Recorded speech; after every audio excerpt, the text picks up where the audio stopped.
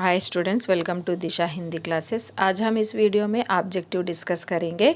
Recently जो exam हुआ है एसएससी का, मेरे पास ऑब्जेक्टिव पेपर है, हम डिस्कस करेंगे इसके बारे में। पहला प्रश्न जो है, नेताजी की बिना चश्मे वाली मूर्ति बहुत आहत करती है। प्रश्न क्या पूछा है? रेखांकित शब्द का समानार्थी, समानार्थी यानी आहत का समानार्थी क्या होता है? यहाँ पर विकल्प दिए हैं, प्रसन्न, चकित, हैरान, दुखी। यहाँ पर आपको क्या लिखना है? समानार्थ। आहत का समानार्थ होगा दुखी। पहला वाला आंसर क्या है? दुखी। दूसरा प्रश्न है, मनुष्य को नैतिक मूल्यों को अपनाना चाहिए और डैश मूल्यों का त्याग करना चाहिए। इसमें प्रश्न क्या पूछा है? रिक्त स्थान की पूर्ति के लिए रेखांकित शब्द का सही विलोमार्थक है। विलोमार्थक यानी ऑपोजिट। नैतिक का क्या बनेगा? अनैतिक। यहाँ पर विकल्प क्या क्या दिए हैं? कुनैतिक, अनैतिक, नैतिकता, नैतिकपूर्ण। तो आंसर क्या होगा? अनैतिक। तीसरा प्रश्न, चारों व्यक्ति मुंह खोलकर गोली खा लेते हैं और फिर डरते डरते यंत्र उतारते हैं। यहाँ पर प्रश्न वाक्य में इस शब्द की पुनरुक्ति हुई है। मतलब पुनरुक्ति यानी बार बार वही शब्द का आवृत्ति होना। यहाँ पर कौन सा शब्द आवृत्ति हुआ है? विकल्प में डरते, व्यक्ति, खोलकर, यंत्र। यानी यहाँ पर डरते डरते आया हुआ है, तो आंसर क्या होगा? ए। चौथा प्रश्न, वृद्ध की आंखों से अश्रु बहने लगे। अश्रु का तद्भव रूप है। यहाँ पर प्रश्न क्या पूछा है? अश्रु का तद्भव रूप। अश्रु यानी आंसू, है ना? तो यहाँ पर विकल्प क्या क्या दिए हैं? आस, आशा, आंसू, आग। तो आंसर होगा आंसू। फिफ्थ क्वेश्चन, गोमुख जाने वाली डैश बड़ी संकरी थी।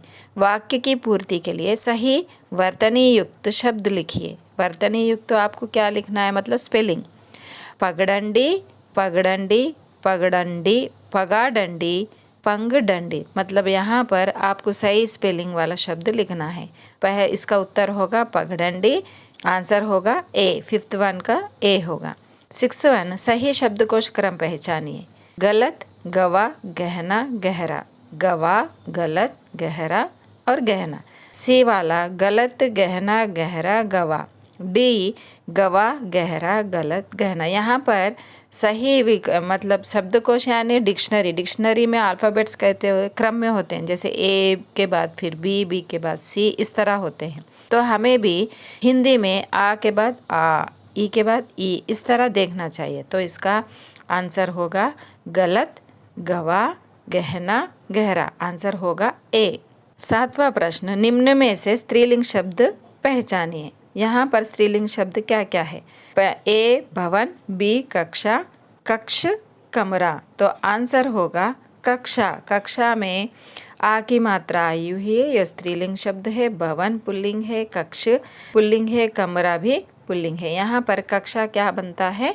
स्त्रीलिंग शब्द बनता है। एथ प्रश्न, ताजमहल की सुंदरता देखकर मेरी आंखें फटी की फटी रह गई। रेखांकित में मुहावरे का अर्थ क्या है?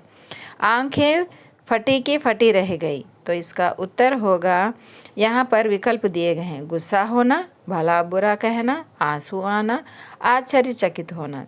यहाँ पर आंसर होगा आश्चर्यचकित होना, डी। एथ वन डी।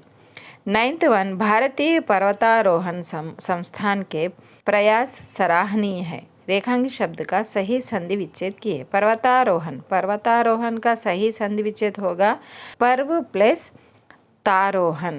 पर्व प्लस तारोहण है, यहाँ पर पर्वता प्लस आरोहण है, पर्वता प्लस रोहण है और पर्वत प्लस आरोहण। तो इसका सही उत्तर होगा पर्वत प्लस आरोहण। पर्वत जमा आरोहण। आंसर होगा सी।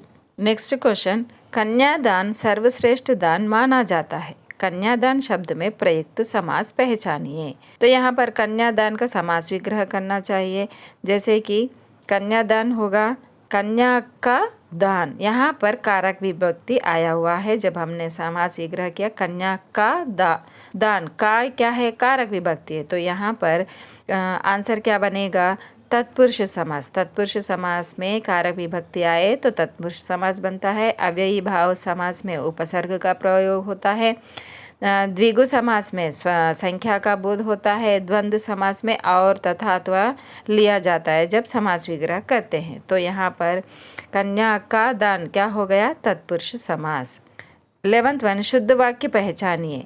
ए, खेल में हार जीत होता है, खेल में हार जीत होती है, खेल से हार जीत होता है, खेल से हार जीत होते हैं। तो आंसर होगा खेल में हार जीत होती है। आंसर क्या है? बी।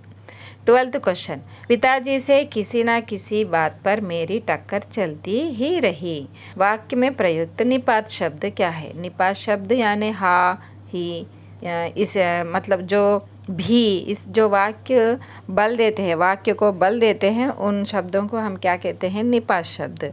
यहाँ पर से, न, पर, ही, ये सारे क्या है? से कारक विभक्ति है, ना नकारात्मक है, पर क्या है? ये कारक विभक्ति है, ना यहाँ पर कर्ता कारक है, ही क्या हो गया?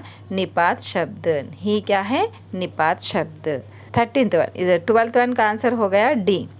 13th वन, सेवकु सो जो करे सेवकाई। पंक्ति में इस वर्ण की आवृत्ति हुई है। वर्ण यानी अक्षर, कौन सा अक्षर का आवृत्ति हुआ है यहाँ पर? जा, रा, का, सा। तो सेवकु सा, सो सा, सेवकाई से, मतलब यहाँ पर 3 बार भी सा का वर्ण का आवृत्ति हुआ है, तो इसलिए यहाँ पर आंसर क्या होगा? बी। 14th वन, बगीचे के फूल रंग बिरंगे और सुंदर हैं। रेखांकित वाक्यांश है। बगीचे के फूल, बगीचे में फूल है। यहाँ पर संज्ञा पदबंध, क्रियापदबंध, विशेषण पदबंध, क्रिया विशेषण पदबंध। यहाँ पर बगीचे के फूल, फूल क्या है? संज्ञा है, तो यहाँ पर बनेगा संज्ञा पदबंध।